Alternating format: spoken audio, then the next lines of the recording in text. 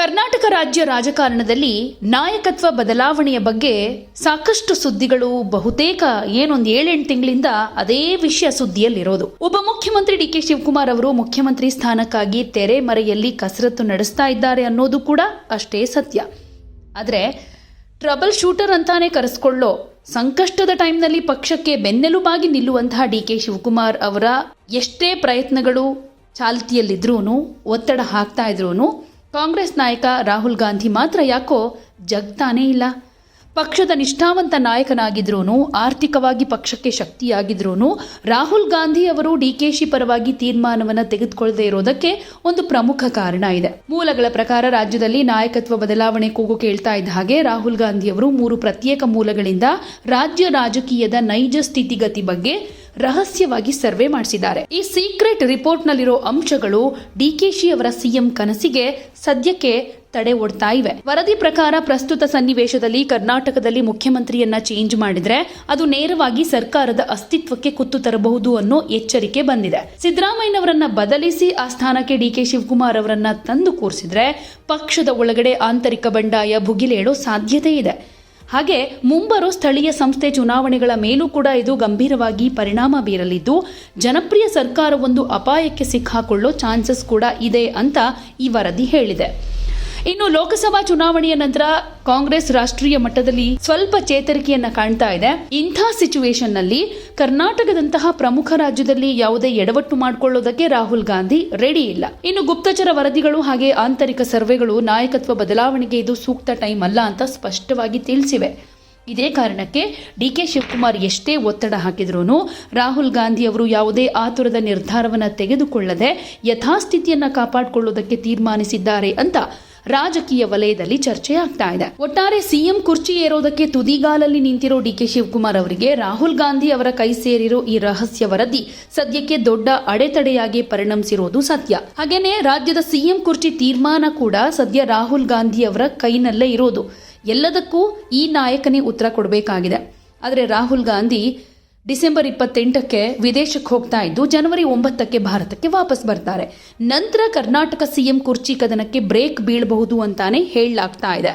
CM change ಆಗ್ತಾರಾ ಅಥವಾ ಸಿದ್ದರಾಮಯ್ಯನವರೇ 2 ವರ್ಷ ಬಾಕಿ ಕಂಪ್ಲೀಟ್ ಮಾಡ್ತಾರಾ ಅನ್ನೋದು ಗೊತ್ತಾಗುತ್ತೆ. ಹೀಗಾಗಿ ರಾಹುಲ್ ಗಾಂಧಿ ವಾಪಸ್ ಆದ್ಮೇಲೇನೆ ಸಿಎಂ ಸಿದ್ದರಾಮಯ್ಯ ಸಂಪುಟ ಪುನರ್ರಚನೆ ವಿಚಾರಕ್ಕಾಗಿ ದೆಹಲಿಗೆ ಹೋಗ್ತಾರೆ.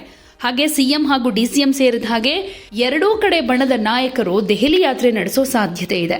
ಹೀಗಾಗಿ ಜನವರಿ 15ರ ನಂತರದಲ್ಲಿ ರಾಜ್ಯದಲ್ಲಿ ಕ್ಷಿಪ್ರ ಬೆಳವಣಿಗೆಯಾಗುವ ಮುನ್ಸೂಚನೆ ಸಿಕ್ಕಿದೆ.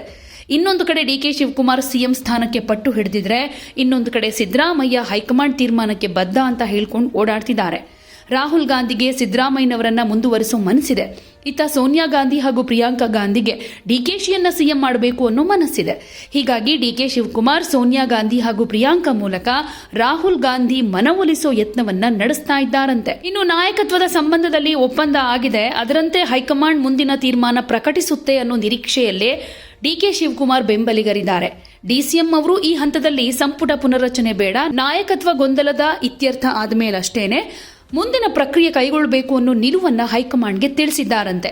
ಹೀಗಾಗಿ ಹೊಸ ವರ್ಷದಲ್ಲಿ ಸಂಪುಟ ಪುನರ್ರಚನೆಯಾಗುತ್ತೋ ಅಥವಾ ನಾಯಕತ್ವದ ಬಗ್ಗೆ ಹೈಕಮಾಂಡ್ ಸ್ಪಷ್ಟ ನಿರ್ಧಾರ ಕೈಗೊಳ್ಳುತ್ತೋ ಅನ್ನೋದನ್ನ ಕಾದು ನೋಡಬೇಕು. ಇನ್ನೊಂದು ಕಡೆಯಲ್ಲಿ ಡಿ.ಕೆ. ಶಿವಕುಮಾರ್ ಅವರಿಗೆ ಕರೆ ಮಾಡಿರುವಂತ ಎಐಸಿಸಿ ಪ್ರಧಾನ ಕಾರ್ಯದರ್ಶಿ ಕೆ.ಸಿ. ವೇಣುಗೋಪಾಲ್ ಅವರು ಜನವರಿ 1ನೇ ಅಥವಾ 2ನೇ ವಾರಕ್ಕೆ ದಿಲ್ಲಿಗೆ ಬರಬೇಕು ಅಂತ ಸೂಚಿಸಿದಾರಂತೆ. ಅಂದ್ರೆ ವಿದೇಶಿ ಪ್ರವಾಸಕ್ಕೆ ತೆರಳಿರುವಂತ ರಾಹುಲ್ ಗಾಂಧಿ ವಾಪಸ್ ಬರ್ತಾರೆ. ನಂತರ ಅವ್ರ ಜೊತೆ ಒಂದಷ್ಟು ಚರ್ಚೆ ಮಾಡಬೇಕು ಅನ್ನೋ ನಿಟ್ಟಿನಲ್ಲಿ ಕರ್ನಾಟಕದಲ್ಲಿ ಈ ರೀತಿ ಗೊಂದಲ ಆಗಿರೋದು ಗಮನದಲ್ಲಿದೆ. ಇದನ್ನ ತಿಳಿಗೊಳಿಸೋದಕ್ಕೆ ಹೈಕಮಾಂಡ್ ಟೈಮ್ ಕೊಟ್ಟಿದೆ ಅಂತಾನು ಹೇಳಿದ್ದಾರಂತೆ. ಹೀಗಾಗಿ ಹೊಸ ವರ್ಷಾರಂಭದಲ್ಲಿ ಕರ್ನಾಟಕ ಸಂಬಂಧವಾಗಿ ಕಾಂಗ್ರೆಸ್ ಹೈಕಮಾಂಡ್ ಯಾವೆಲ್ಲ ಕಸರತ್ತನ್ನ ನಡೆಸುತ್ತೆ ಅನ್ನೋದನ್ನ ಕಾದು ನೋಡಬೇಕು. ಒಟ್ಟಿನಲ್ಲಿ ಕರ್ನಾಟಕ ಸಿಎಂ ಕುರ್ಚಿ ಕದನವಂತೂ ತೀವ್ರ ಕುತೂಹಲಕ್ಕೆ ಕಾರಣವಾಗ್ತಾ ಇದ್ದು ರಾಹುಲ್ ಗಾಂಧಿ ಅವರ ನಿರ್ಧಾರ ಯಾವ ರೀತಿಯಾಗಿರುತ್ತೆ ಅನ್ನೋದನ್ನ ಕಾದು ನೋಡಬೇಕು. ಒಂದ್ ವೇಳೆ ಸಿಎಂ ಬದಲಾವಣೆ ಆಗದೇ ಇದ್ರೂ ರಾಜಕೀಯ ಆಟ ಶುರುವಾಗಿರುವುದಂತೂ ಗ್ಯಾರಂಟಿ. ಇಷ್ಟು ದಿನ ನವೆಂಬರ್ ಕ್ರಾಂತಿ ಅಂತ ಹೇಳ್ತಾ ಇದ್ರು, ಆದರೆ ಅಧಿವೇಶನ ಡಿಸೆಂಬರ್ನಲ್ಲಿತ್ತು. ಅಧಿವೇಶನ ಮುಗಿಸಿ ಆದಮೇಲೆ ಒಂದು ತೀರ್ಮಾನಕ್ಕೆ ಬರುವಂತಹ ಸಾಧ್ಯತೆ ಇತ್ತು. ಜೊತೆಗೆ ಜನವರಿಗೆ ಸಿದ್ದರಾಮಯ್ಯನವರು ಅರಸು ಅವರ ದಾಖಲೆಯನ್ನ ಕೂಡ ಮುರಿತಾರೆ. ಹೆಚ್ಚು ಅವಧಿಗೆ ಮುಖ್ಯಮಂತ್ರಿಯಾಗಿ ಸೇವೆ ಸಲ್ಲಿಸಿದಂತಹ ಖ್ಯಾತಿಗೆ ಒಳಗಾಗ್ತಾರೆ. ಈ ನಿಟ್ಟಿನಲ್ಲಿ ಅಧಿವೇಶನವೂ ಮುಗಿಯುತ್ತೆ, ಅರಸು ಅವರ ದಾಖಲೆಯನ್ನು ಸಿದ್ದರಾಮಯ್ಯನವರು ಬ್ರೇಕ್ ಮಾಡ್ತಾರೆ. ನಂತರದಲ್ಲಿ ಈ ಪವರ್ ಶೇರಿಂಗ್ ಒಪ್ಪಂದ ಅನ್ನೋದು ಏನಾಗಿದೆ ಅದು ಕಾರ್ಯರೂಪಕ್ಕೆ ಬಂದಿದ್ದೇ ಆದರೆ ಖಂಡಿತ ಕ್ರಾಂತಿಯಾಗೋದು ಜನವರಿಯಲ್ಲೇ ಅಂತ ಹೇಳಲಾಗುತ್ತೆ. ಅದರಲ್ಲೂ ಸಂಕ್ರಾಂತಿ ಹಬ್ಬ ಬೇರೆ ಇದೆ. ಒಂದು ರೀತಿ DK ಶಿವಕುಮಾರ್ ಅವ್ರಿಗೂ ಕೂಡ ಈ ಸಂಕ್ರಾಂತಿಯನ್ನ ಮಾಡೇ ಮಾಡುತ್ತೆ ಅಂತಾನು ಹೇಳಲಾಗ್ತಾ ಇರೋದ್ರಿಂದ ಜನವರಿಯಲ್ಲಿ DK ಶಿವಕುಮಾರ್ ಅವರು CM ಆಗೋದು ಗ್ಯಾರಂಟಿ ಅಂತಾನೆ ಅವರ ಕಡೆಯ ಬಣದ ನಾಯಕರು ಹೇಳ್ಕೊಂಡು ಓಡಾಡ್ತಾ ಇದ್ದಾರೆ. ಹಾಗೇನೆ DK ಶಿವಕುಮಾರ್ ಅವರು ಕೂಡ ಅದೇ ಆತ್ಮವಿಶ್ವಾಸದಲ್ಲಿದ್ದಾರೆ. ಈಗಂತೂ ಸಿದ್ದರಾಮಯ್ಯನವರು ಹೈಕಮಾಂಡ್ ಹೇಳಿದ ಹಾಗೇನೆ ನಡೆಯುತ್ತೆ, ಹೈಕಮಾಂಡ್ ಏನೇ ತೀರ್ಮಾನ ತೆಗೆದುಕೊಂಡ್ರು ಅದಕ್ಕೆ ಬದ್ಧರಾಗಿರ್ತೀವಿ ಅಂತ ಹೇಳ್ತಾ ಇದ್ದಾರೆ. ಸೊ ಇನ್ನು ಉಳಿದ ವರ್ಷ CM ಆಗಿ ಅಧಿಕಾರವನ್ನು ನಡೆಸೋದಕ್ಕೆ DK ಶಿವಕುಮಾರ್ಗೆ ಚಾನ್ಸ್ ಅನ್ನ ಕೊಡುತ್ತಾ ಹೈಕಮಾಂಡ್? ಆಲ್ಮೋಸ್ಟ್ ಕೊಡುತ್ತೆ ಅನ್ನುವಂಥ ಆತ್ಮವಿಶ್ವಾಸ ಕೆಲವರಲ್ಲಿದೆ. ಅದು ಈಡೇರುತ್ತಾ ಕಾದು ನೋಡಬೇಕು.